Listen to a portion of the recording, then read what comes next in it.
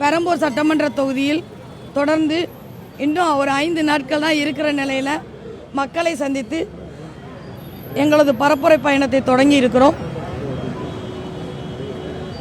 காலையிலிருந்து எனக்கு ஒரு பெரிய சிக்கல் என்னென்னா, ஆட்டோ ஓட்டுநர்கள் வரிசையில் நிற்கிறார்கள், வாழ்வாதாரத்தை இழந்து நிற்கிறார்கள், அவங்க கொந்தளிச்சு போயிருக்கிறாங்க. அவங்களுக்கு என்ன நடக்குதுன்னு தெரியலை. உலக போருங்கிற விஷயம்லாம் அவங்களுக்கு வந்து சேருமான்னு தெரியலை. அப்போ அவங்களோட போய் இருந்து பேசியிருக்கிறேன். அவங்க நினைக்கிறாங்க நாளைக்கு இப்போ டீசல் வந்துடும், நாளைக்கு எல்பிஜி வந்துடும். இன்னும் 4 மாதத்துக்கு இந்த பிரச்சனை நீடிக்கும் குறைந்தது. மத்திய மாநில அரசுகள் இதை தீர்க்க முடியுமான்னா உடனடியாக சரி செய்ய முடியாது. மத்திய மாநில அரசுகள் உடனடியாக இவர்களுக்கு சரியான என்ன சொல்கிறது, இவர்களுடைய வாழ்வாதாரத்தை நிவாரண உதவிகள் தந்து உதவ வேண்டும் என்று இந்த தருணத்தில் கோரிக்கை வைக்கிறேன். அதற்கு முன்னெச்சரிக்கை நடவடிக்கையாக அவர்களுடைய படிப்பு செலவை ஒரு 200 பிள்ளைகளோட படிப்பு செலவை நான் ஏற்றுக்கிறேன்னு காலையில் அவர்களுக்கு உத்தரவாதம் கொடுத்துருக்கிறேன். ஏன்னா முதல்ல என் கை என்ன செய்ய முடியும்னு நான் சொல்லிடுறேன். அரசாங்கத்திடமிருந்து அவர்களுடைய வாழ்வாதாரத்துக்கான நிவாரணத் தொகை பெற்றுத்தருவதற்கு நான் உறுதியாக அவர்களோடு நிற்பேன். இவங்க மட்டும் இல்லை, ஒரு சின்ன கடைகள் டீ கடை வச்சுருந்தவங்க இன்றைக்கி திறக்க முடியலை. அது மாதிரி ஒவ்வொரு தளத்திலிருந்தும் பாதிப்படைந்தவர்களை கணக்கெடுப்பதற்கு ஒரு ஏற்பாடுகளை செய்து கொண்டிருக்கிறோம். ஒரு ஆப் ரெடி பண்ணி எல்லாத்தையும் அதை எனக்கு இந்த பிரச்சனை இருக்குன்னு ஏற்பாடு பண்ணுறதுக்கு தயார் பண்ணிக்கிட்டு இருக்கிறேன்.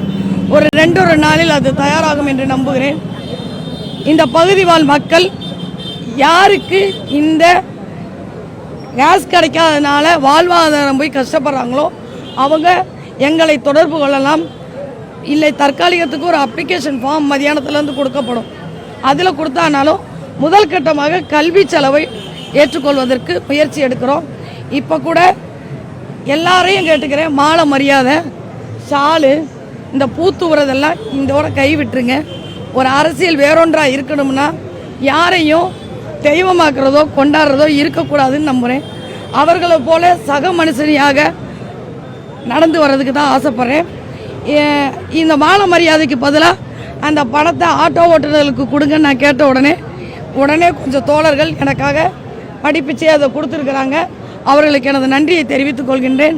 இந்த உதவித்தொகை ஆட்டோ ஓட்டுநர் சங்க நிர்வாகிகளை அழைத்து பட்டியல் பெறப்பட்டு அந்த குழந்தைகளுக்கு, அவர்களுடைய குழந்தைகளுக்கு படிப்பு செலவுக்கு கொண்டு போய் சேர்ப்பேன் என்று இந்த தருணத்தில் உறுதி கூறுகிறேன்.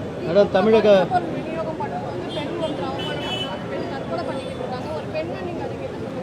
ரெண்டு விஷயத்தில் அவங்க பெண்களை அவமானப்படுத்திகிட்டே தான் இருக்கிறாங்க. 2-3 விஷயத்தில் நான் பார்க்குறேன்.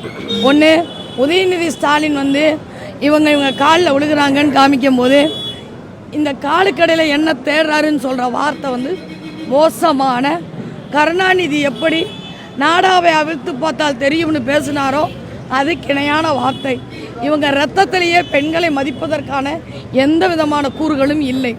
2வது, அதன் தொடர்ச்சியாகத்தான் யார் கேள்வி கேட்டால் அவங்கள, அதுவும் பெண்ணுனா கூடுதலாக பெண்ணினோட தொடர்பான வார்த்தைகளில் அவமானப்படுத்துவதுதான் இங்கே நிகழ்கிறது. இதை செய்கிறதுக்கு இனிமேல் அனுமதிக்க முடியாது. மக்கள் உணர்ந்து கொண்டு விட்டார்கள். நாடாளுமன்ற தொகுதி மறுவரை, இந்த மறுவரையறை உறுதி செய்யப்பட்டால் ஏற்கனவே இருக்கிற தொகுதிகள் குறைக்கப்பட மாட்டாது. திமுக பொய் சொல்லி திரியுது. பெண்களுக்கு 33% கிடைக்கும். இவங்க வாரிசு அரசியல் உடைபடும்.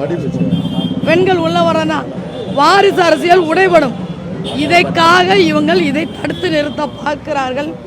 எனவே இதுக்கு நாங்கள் உடன்பட மாட்டோம். இதுக்கு பிஜேபியை குறை சொல்லி பார்க்குறாங்க, அதுவும் தவறு. பெண்களுக்கான இந்த மறுவரையீடில்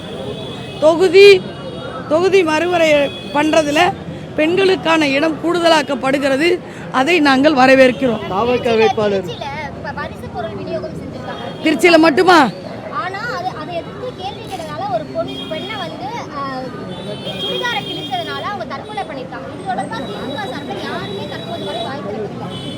நான் கேட்குறேன், தமிழச்சி தங்க பாண்டியனும் இன்னொருத்தவங்களும் வச்சு உட்காந்து எடப்பாடியார் தவறாக பேசுகிறாருன்னு பேசுகிறாங்கல்ல. இப்போ பேட்டி கொடுக்க சொல்லுங்கள். இப்போ அவங்கள பேச சொல்லுங்கள். எல்லா பெண்களுக்கும் வாங்க, உன் கட்சிக்காரன் செஞ்சால் பாய முடிக்கிடுவீங்களா? என்னை பொறுத்த வரைக்குங்க எங்கள் கட்சிக்காரங்க பெண்களுக்கு எதிராக நின்னாலும் நான் கேட்க தயாராக இருக்கிறேன்.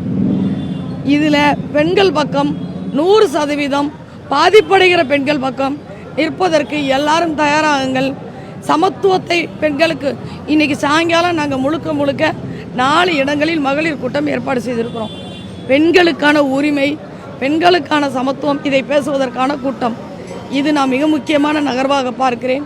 நண்பர்களே, ஊடக நண்பர்களே, இந்த செய்தியை கொண்டு சேருங்கள். திமுக பெண்களுக்கு எதிரானது, சமூக நீதிக்கு எதிரானது, நீதிக்கே அநீதியானது. அதனால் இது தூக்கி எறியப்பட வேண்டியது. மேடம், தாவேகா வேட்பாளர் விஜய் வந்து நேற்று தேர்தல் அறிக்கை வெளியிட்டிருக்காரு. அவர் எதிர்த்து போட்டியிட நீங்கள் இந்த தொகுதியில் இதை எப்படி பார்க்குறீங்க? அவர் வந்து கோடி ரூபாய் நான் சம்பாத்தியத்தை விட்டுட்டு வரேன்னு சொல்கிறார்ல. இந்த கோடி ரூபாய் இருந்தால் நான் ஒரு தொகுதியை மட்டும் நல்லா வச்சுருப்பேங்க. எனக்கு இந்த எலெக்ஷனே தேவைப்படாதுங்க. ஒரு கோடி ரூபாய் என்கிட்ட கொடுத்து பாருங்கள், அவரையே கொடுக்க சொல்லுங்கள். அவர் நினச்ச அத்தனை மக்கள் பணியை நான் செஞ்சு தரேன். எலெக்ஷன் தேவையா? எலெக்ஷன் தேவையா? தேவையே படாது. ஆனால் நான் வச்சிருக்கிறேன், விட்டுட்டு வரேன், இழந்துட்டு வரேன் அப்படின்னு சொல்லும் போதே அது எவ்வளவு போலித்தனமானதுன்னு நம்மளுக்கு தெரியுது. தேர்தல் அறிக்கை நீங்கள் கொடுக்காமையே நீங்கள் நினச்சா நிறைய பேருக்கு செஞ்சுருக்கலாம். உங்கள் ரசிகர் மன்றம் மூலமாக செஞ்சுருக்கலாம். எவ்வளவோ மக்கள் பணி செஞ்சுருந்தீங்கன்னா இன்றைக்கி உங்கள் ரசிகர்கள் ஓடி வந்து உங்கள் வண்டியில் விழமாட்டாங்க. ஒரு இராணுவ வீரன் மாதிரி போய் யாருக்கு உதவணுமோ அவனுக்கு நின்றுப்பான். அப்படி நின்றுருந்தா உங்களை தேடி வந்து ஓட்டு போடுறவங்க வாய்ச்சிருப்பாங்க. அந்த கட்டத்தை நோக்கி அவர் நகலலை. எதிர்காலத்திலேயாவது நகருவார்னு எதிர்பார்ப்போம். அவர் செஞ்சார்னா நல்லது. ஏன்னா மக்கள் பணியாற்றுவதற்கு எங்கள் கூட்டணி மட்டுமல்ல, எதிர்க்கட்சிகளும் தயாராக வேண்டும் என்பதுதான் எனது விருப்பம்.